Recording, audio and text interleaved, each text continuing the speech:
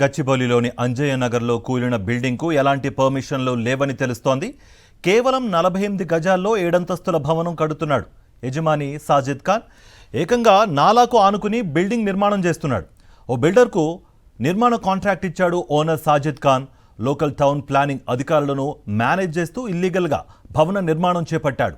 గత ఏడాది ఇదే ప్రాంతంలో ఇలాగే ఇల్లీగల్గా నిర్మించిన 5 అంతస్తుల భవనం కూడా కూలిపోయింది.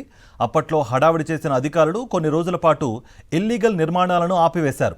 ఆ తర్వాత తిరిగి వరుసగా అక్రమ నిర్మాణాలను కొనసాగిస్తున్నారు అక్కడ వాళ్ళు.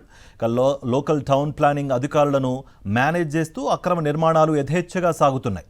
50 గజాల్లోనే 6-7 అంతస్తులు గడుతూ ప్రైవేట్ హాస్టల్స్ నిర్మిస్తున్నారు యజమానులు.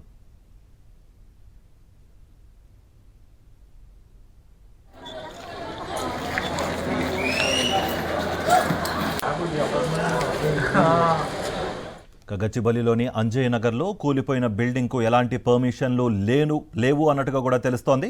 కేవలం 48 గజాల్లో 7 అంతస్తుల భవనం కడుతున్నాడు యజమాని సాజిద్ ఖాన్. ఏకంగా నాలకు ఆనుకుని బిల్డింగ్ నిర్మాణం చేస్తున్నాడు. ఓ బిల్డర్కు నిర్మాణ కాంట్రాక్ట్ ఇచ్చాడు owner Sajid Khan. Local town planning అధికారులను మేనేజ్ చేస్తూ ఇల్లీగల్గా భవన నిర్మాణం చేపట్టాడు. గత ఏడాది ఇదే ప్రాంతంలో ఇలాగే ఇల్లీగల్గా నిర్మించిన 5 అంతస్తుల భవనం కూలిపోయింది. అప్పట్లో హడావిడి చేసిన అధికారులు కొన్ని రోజుల పాటు ఇల్లీగల్ నిర్మాణాలను ఆపివేశారు. ఆ తర్వాత తిరిగి వరుసగా అక్రమ నిర్మాణాలను కొనసాగిస్తున్నారు. లోకల్ టౌన్ ప్లానింగ్ అధికారులను మేనేజ్ చేస్తూ అక్రమ నిర్మాణాలు యథేచ్ఛగా సాగుతున్నాయి. 50 గజాల్లోనే 6 నుంచి 7 అంతస్తులు గడుతూ ప్రైవేట్ హాస్టల్స్ నిర్మిస్తున్నారు యజమానులు.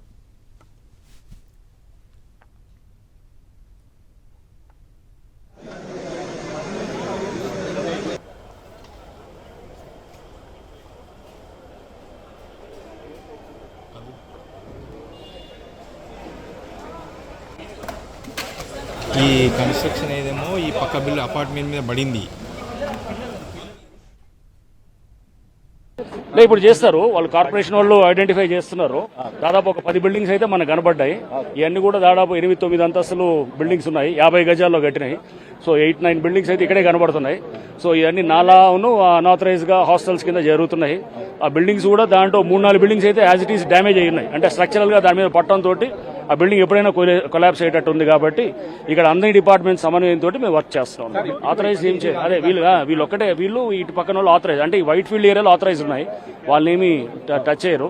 వాళ్ళు ఏం టచ్ చేయాలంటే స్ట్రక్చరల్ అసెస్మెంట్ చేసిన తర్వాత ఒకవేళ కనుక ఏమన్నా స్ట్రక్చరల్ గా డ్యామేజ్ ఉందంటే కనుక అట్లాంటిది ఏమన్నా వాళ్ళ కోరిక మేరకు మేము తీయటం జరుగుతుంది అన్నమాట. అవన్నీ ఆథరైజ్ ఉన్నాయి. అవును, వాళ్ళు ఉన్నాయి. అది కూడా చెప్పాము, వాళ్ళని ఖాళీ చేయమని చెప్పాము. ఆ పోర్షన్ సి బ్లాక్ పోర్షన్ ఖాళీ చేసి వాళ్ళందరూ సేఫ్ బ్లాక్ వైపు మూవ్ అవుతారు. మూవ్ అయ్యి వాళ్ళు దాని స్ట్రక్చరల్ అసెస్మెంట్ చేసిన తర్వాత అప్పుడు చూస్తారన్నమాట.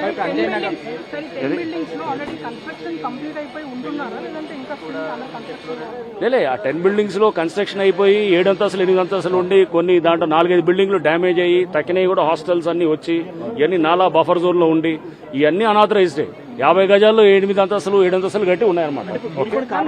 అన్నిటికీ కూడా సైబరాబాద్ కార్పొరేషన్ వాళ్ళు, టౌన్ ప్లానింగ్ వాళ్ళు ఐడెంటిఫై చేస్తుంటారు. వాళ్ళంతా మేము దాన్ని రిమూవ్ చేస్తుంటాం. చెప్పాం, నోటీసులు అన్ని వాళ్ళు కార్పొరేషన్ వాళ్ళు చూసుకుంటారు. 7 అంతస్తుల భవనం కుప్పకూలడం ముమ్మాటికి ప్రభుత్వ వైఫల్యమే అంటున్నారు గచ్చిబౌలి అంజయ్ నగర్కు చెందిన స్థానికులు.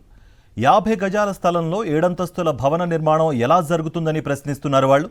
దీనిపై మరింత సమాచారం మా ప్రతినిధి రవిచంద్ర అందిస్తారు. అంజయ్య నగర్లో 7 అంతస్తుల భవనం కుప్పకూలిపోయింది. ఎలాంటి అనుమతులు లేకపోవడంతో కేవలం 50 గజాలనే ఈ విధంగా నిర్మాణం చేయడంతో కూలిపోయింది. అలాంటి 50 గజాలు, 60 గజాలు, 100 గజాల లోపు ఇలాంటి భవనాలు అనుమతులు లేకుండానే నిర్మాణాలు చేపడుతుంటారు. ఇక్కడి నుంచి ఇటు అంజయ్య నగర్ కావచ్చు, ముఖ్యంగా అటు మిగతా ప్రాంతాల్లో కొండాపూర్ ఏరియాలు కావచ్చు, ముఖ్యంగా అటు కేపీహెచ్పి కావచ్చు, చాలా చోట్ల కూడా ఇలాంటి పరిస్థితి ఉంది. అయితే ఒక భవనాన్ని నిర్మించాలంటే ముందు ముఖ్యంగా మున్సిపల్ శాఖ నుంచి, అంతేకాకుండా టౌన్ ప్లానింగ్ అధికారుల నుంచి అనుమతులు తీసుకోవాల్సి ఉంటుంది. ఎలాంటి అనుమతులు తీసుకోకుండానే నిర్మాణాలు ఎడాపెడా చేపడుతున్నారు. దీంతో తక్కువ స్థలంలోనే కేవలం 30, 40, 50 గజాలనే నిర్మాణాలు చేపట్టడంతో ఎలాంటి అనుమతులు లేకపోవడంతో ఈ విధంగా కింద బేస్మెంట్ సరిగా లేకపోవడం, సెట్ బ్యాక్ సరిగా లేకపోవడంతో భవనాలు కూలిపోతున్నాయి. దీంతో కట్టిన తర్వాత కూడా నిర్మాణం తర్వాత కూడా కూలిపోయే అవకాశాలు కూడా ఉంటాయి. అయితే హైడ్రా అధికారులు కూడా ఇలాంటి భవనాల మీద ఫోకస్ పెట్టాల్సిన అవసరం ఉంది.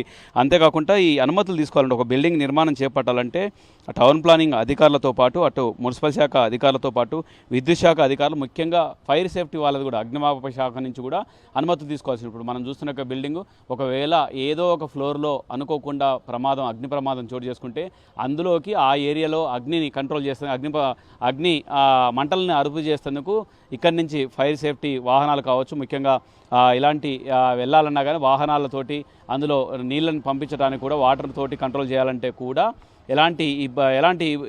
ఎలాంటి వీలు లేకుండా ఉంటుందని చెప్పుకోవచ్చు. దీంతో చాలా ప్రమాదం జరిగేటువంటి అవకాశాలు ఉంటుందని చెప్పుకోవచ్చు. అగ్నిమాపక శాఖ నుంచి కూడా అనుమతి తీసుకోవాల్సిన అవసరం ఉంటుంది. ఫైర్ ఇంజన్లు మూవ్ కావడానికి ఇలాంటి చిన్న చిన్న గల్లీల్లో కనీసం ఆటోలు కూడా తిరగడానికి వీలైనట్టు విధంగా, కార్లు కూడా తిరగడానికి వీలైనట్టు గల్లీలో రేపు ఫైర్ ఇంజన్లు రావాలంటే పరిస్థితి ఏంది. అంతేకాకుండా విద్యుత్ శాఖ అధికారులు, అంతేకాకుండా కొన్ని కమర్షియల్ భవనాలు నిర్మాణం చేపట్టాలంటే షట్టర్లు కావచ్చు, అట్లాంటి నిర్మాణం చేపట్టాలంటే ఈవెన్ ట్రాఫిక్ పోలీసుల నుంచి కూడా అనుమతి తీసుకోవాల్సి ఉంటుంది.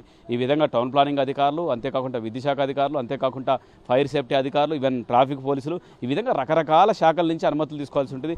ఎలాంటి అనుమతులు లేకుండానే, ఎలాంటి ఎన్ఓసీలు లేకుండానే ఈ విధంగా ఇబ్బడి ముబ్బడిగా హైదరాబాద్లో, ఎందుకంటే చాలా విలువైన భూములు, నిన్న ఒక సంఘటన కూడా జరిగిందని చెప్పుకోవచ్చు.